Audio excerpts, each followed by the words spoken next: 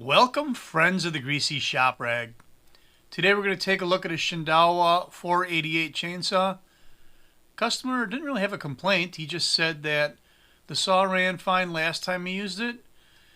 He hadn't done anything with it, just put it away. And now he wants to use it again. Tree fell in his yard. So he'd like us to look it over. Now, that last time he used it wasn't all that long ago. But at least he knows that the saw needs maintenance, and if he's not going to do it, someone ought to, right? So this reactionary kind of maintenance might not be the smartest thing for the saw, but I suppose it's the smartest thing for your budget, because you never know when you're going to need the saw, right?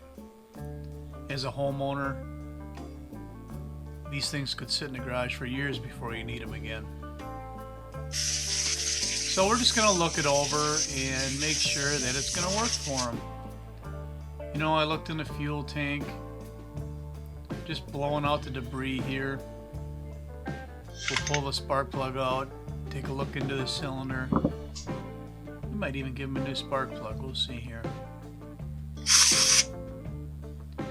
So when you see me blowing that spark plug before I finish turning it out, I do that to blow the debris away from the base of the spark plug, so when it actually comes out of the hole, nothing falls down into the cylinder.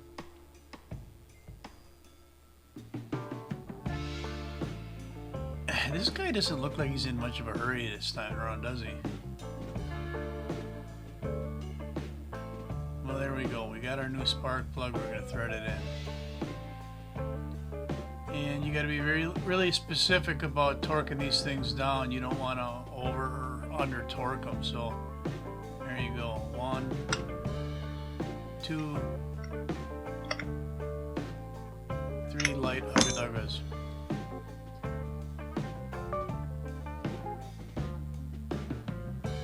And then we're going to blow out the debris from this nylon air filter. When you do this, you know, they snap apart. You can split it and then you can blow from the inside out. Just be careful that you're not using so much air pressure that you're going to blow through that nylon mesh. If it was paper or felt, you know, the manufacturers, they don't even recommend you blow them out there. They just want you to tap them on the table there and knock the chunks out of them. Just pay attention to what you're doing and be careful. And when you're done, you can put a flashlight behind it if you want, take a closer look if you can't see through it decent, and just look for tears or holes.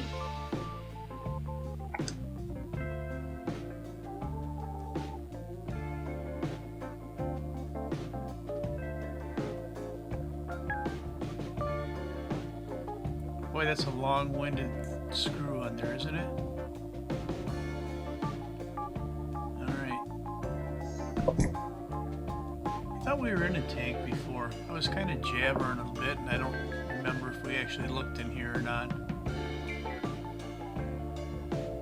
What I'm seeing right there, though, is a pretty dirty fuel filter.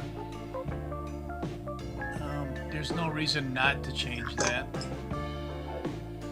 So we will. And if we're thinking we'd want to pressure test it as well. So what we do is pull the old filter off, put a pressure gauge on, pump it up to no more than 10 pounds, and just look and see if the needle holds on the gauge. If it's dropping, that means there's a hole in the fuel line or a leak in the carburetor. This one held 10 pounds. So we're happy with that. Quick look in the bottom of the tank. Make sure there's no water floating around down there. Debris laying in there. It all looked good. Let's get some go-go juice in this thing.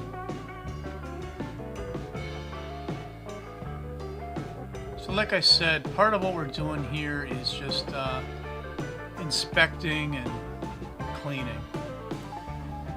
One of the things you really want to make sure is clean here is the air intake on the starter. mechanism. All the air that cools the engine comes in through those grates.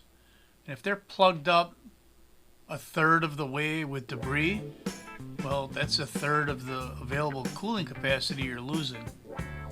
So we keep them cleaned out. I don't know where this guy went. Is he looking for tools or what? Take your time, we'll wait. Let's go! Really? That's what we were waiting for? Anyway, we'll pop this starter off of here, and it always builds up with debris around the flywheel. So we'll pull this off and make sure that's good and clean.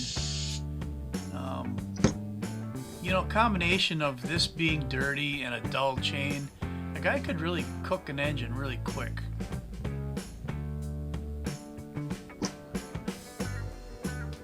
So through the magic of editing, we've got that all cleaned out. Put our starter back on. Now in a minute here, we're going to start this thing up and test run it. And you may have noticed that I didn't look at the rim drive or drive sprocket or the bar and chain or the oiling or any of that yet.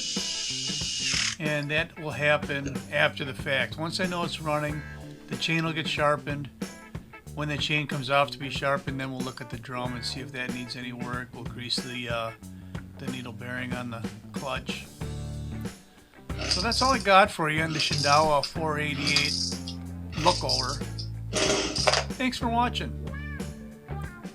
Later.